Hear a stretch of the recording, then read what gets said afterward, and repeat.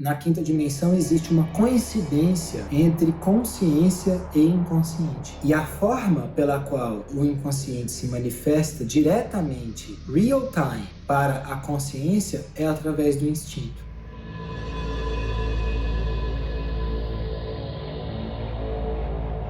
Lilith é uma deusa que aparece em diversas mitologias, obviamente com nomes diferentes. Ela aparece com o nome de Lilith na mitologia hebraica. Na Bíblia também, ela aparece de uma forma muito mais sutil. Foi feito um esforço para limpar Lilith da mitologia, principalmente da presença dela na Bíblia. Eu estou me referindo aqui aos primeiros capítulos do Gênesis, em que é narrada a criação do universo e, junto com a criação do universo, a criação de Adão e de Eva.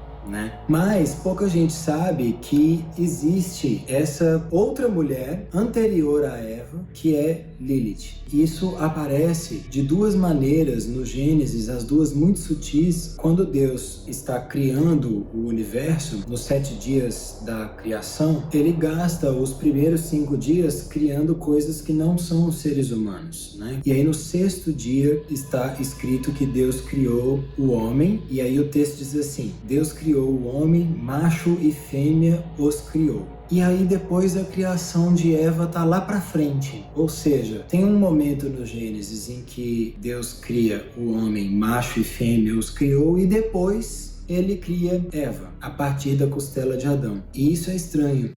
Se Deus já criou o homem macho e fêmea, a fêmea já foi criada junto com o macho direto, e não a partir de um osso de Adão, como foi o caso de Eva mais adiante. Além disso, tem um pedaço do texto dos mesmos capítulos do Gênesis que, depois que Deus cria Eva, tem uma fala sobre Adão, e aí é dito assim: desta vez a mulher satisfez a Adão. Desta vez ele gostou. Ou seja, se tem um desta vez para Eva, é porque antes teve uma outra vez que não era Eva e que Adão não gostou. Então tem essas duas evidências aí nas Bíblias que a gente usa, nas versões de hoje, mas Lilith aparece também em outros textos hebraicos de uma forma mais clara. É dito que Deus criou Adão e Lilith, e Lilith, se relacionando com Adão, num primeiro momento vira para Adão e diz que na relação sexual ela quer ficar por cima. E aí Adão diz que não. Adão diz que Deus tinha criado o homem e a mulher dessa maneira, que era mais natural que o homem ficasse em cima e que ele não queria que Lilith ficasse em cima. Aí Lilith vira para ele e diz que não, que ela quer ficar em cima sim. Ela então se irrita e ela decide por conta própria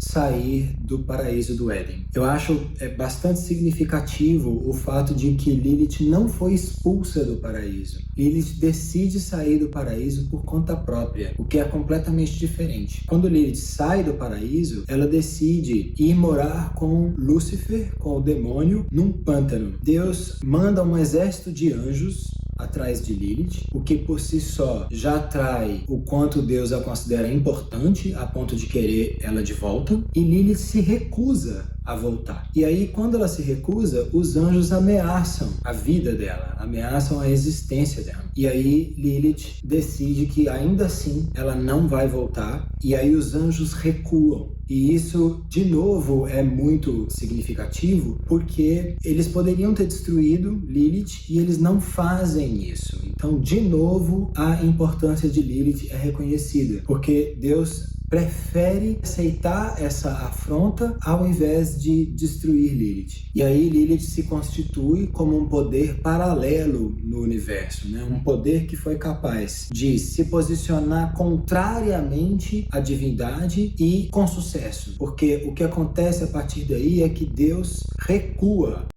Esse mito é bastante significativo. Nós vamos ver lá no paradigma do sentido, na quinta dimensão, que o posicionamento de Lilith descreve as características da quinta dimensão e do paradigma do sentido.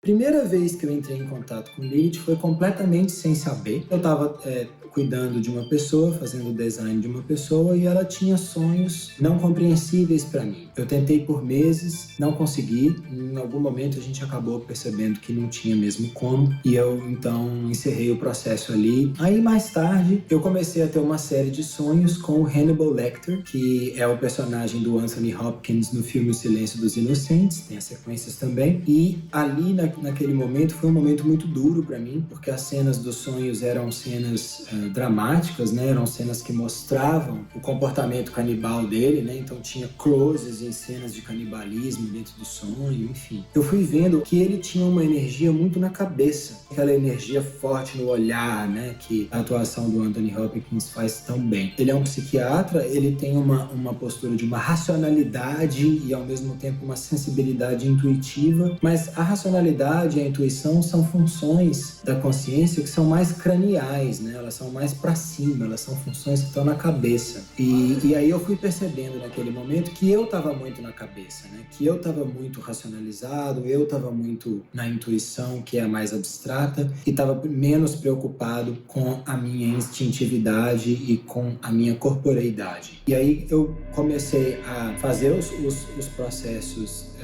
de consciência que são necessários para corrigir esse tipo de situação. E aí essa sequência de sonhos diminuiu e eu comecei com uma segunda sequência de sonhos com imagens apocalípticas. Se Lilith se coloca numa posição de ser contrária a Deus, ser contrária a Jeová, e Jeová está criando o universo, é natural que Lilith apareça como uma força destrutiva do universo, uma força apocalíptica. Mas num primeiro momento eu não entendi isso, eu não entendia por que eu estava sonhando com um apocalipse atrás do outro. Foram assim 40, 50 sonhos. E até que um dia que eu tive um sonho que foi o dia da virada, que era assim, eu estava num estacionamento de um shopping, tinha acabado de estacionar o carro, e aí eu saía do carro e tinha uma luz, um holofote mesmo, que ficava fazendo um movimento no estacionamento, e o sonho informava que se aquela luz pegasse em algum homem, ele ficaria impotente, e que essa luz era controlada por uma mulher muito poderosa. O sonho afirmava assim. E aí, obviamente, eu não queria que a luz encostasse em mim, porque eu não queria ficar impotente. Então eu fazia todos os movimentos possíveis dentro do sonho para que a luz não encostasse. E aí, felizmente, eu consegui acordar antes de aquela luz encostar em mim. E aí isso me fez perceber que isso tinha relação com o mito de Lilith, porque no momento em que eu tive esse sonho, logo antes ou logo depois desse momento, eu não me lembro mais, mas eu comecei a entrar em contato com a energia de Lilith, e a partir dali eu consegui reconhecer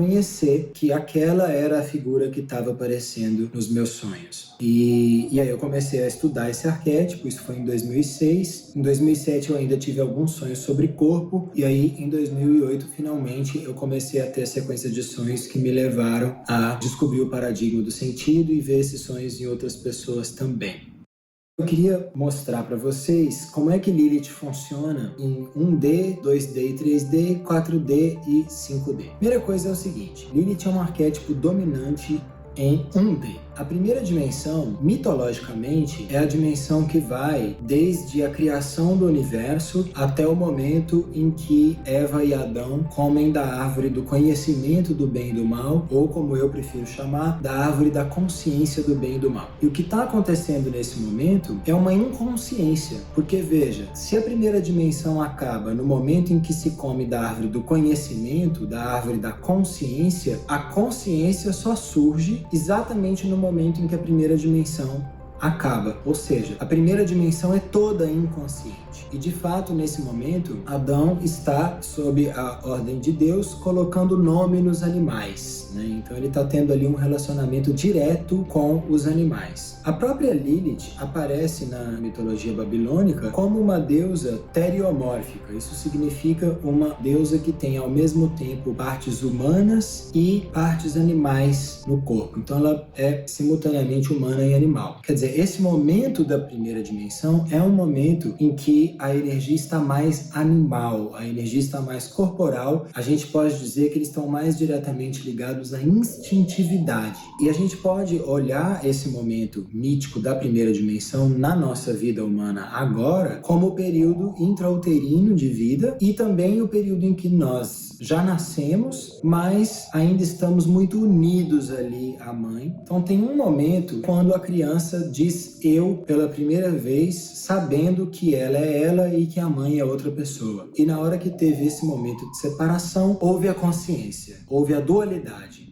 Quando a gente vai entrar na segunda dimensão, é estabelecida a dualidade. Na primeira dimensão existe uma inconsciência e, ao mesmo tempo, o instinto está solto. Na segunda dimensão, nasce a consciência e, a partir daí, começa a haver uma repressão instintual. Porque na segunda dimensão, o que acontece é que nós começamos a nos adaptar à sociedade. A segunda dimensão é uma dimensão civilizatória. O nascimento da consciência requer uma repressão instintual. Esse movimento de construção da consciência simultâneo à repressão do instinto continua acontecendo na terceira dimensão. Porque na terceira dimensão nós estamos construindo o próprio ego, aprimorando a construção de consciência que começou na segunda dimensão. Lá na segunda dimensão a sociedade era muito mais importante, então eu tinha que reprimir o meu instinto para fazer parte da sociedade, da classe social, para depois, na terceira dimensão, construir o ego. E aí é o indivíduo que fica mais importante que a sociedade. De novo, a gente pode usar as fases da vida como metáfora, né? A criança com 2 anos de idade, com 5, com 8 anos de idade, ela tem muito mais um senso de comunidade, de família, enquanto quando a gente entra na pré-adolescência e na adolescência, aí sim, o indivíduo fica mais forte, né? Mas a construção da consciência continua, a repressão instintual continua. E aí, quando existe a derrota moral e a pessoa entra na quarta dimensão, o ego deixa de ser o principal objetivo e seguir a alma passa a ser o principal objetivo. Se antes nós estávamos reprimindo os instintos para construir a consciência, imagina agora para seguir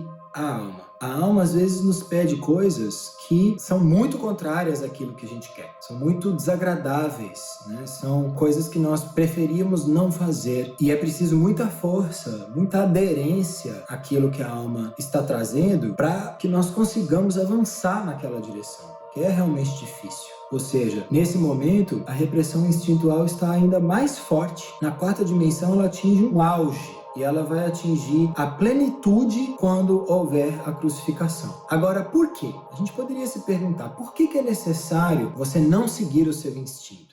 Quando a gente segue só o instinto, com 0 de limitação em relação a esse instinto, não existe nenhuma elaboração da consciência. A consciência não consegue nascer e não consegue se tornar mais complexa. Vamos dar exemplos. Por exemplo, se você atendesse ao instinto de fome imediatamente, você só comeria comida crua. Quando você faz com que o instinto espere e você não satisfaz o instinto inteiramente, isso é muito mais complexo e permite uma organização da consciência. A consciência agora está preocupada com receitas. A mesma coisa para o sono. A gente sente sono, mas antes disso a gente termina de jantar, toma banho, escova os dentes, prepara a cama, eu ponho óleo essencial de lavanda, né? Então, todo um ritual ali para dormir. Sexualmente, né? Se a gente não consegue esperar, a transa vai ficar uma coisa automática, rapidinha. Não vai ter nenhuma sofisticação, não vai ter nenhuma satisfação das suas fantasias ou das fantasias do parceiro ou da parceira. Então, a demora em satisfazer o instinto e, ao mesmo tempo, a sofisticação de como você vai fazer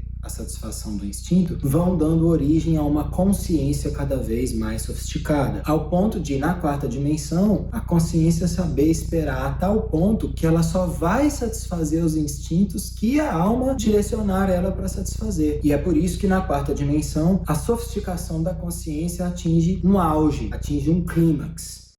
Nesse momento, atinge-se o objetivo. O objetivo de construir a complexidade da consciência foi atingido. Portanto, não há mais necessidade de o instinto ficar em segundo plano. E quando se entra na quinta dimensão, essa situação se inverte, porque a consciência já está desenvolvida. Ela não está mais ameaçada de perder a complexidade dela, de perder a sofisticação dela em função da satisfação instintual. Então, na quinta dimensão, o instinto volta a ocupar o primeiro plano. Na quinta dimensão existe uma coincidência entre consciência e inconsciente. E a forma pela qual o inconsciente se manifesta diretamente, real time, para a consciência é através do instinto.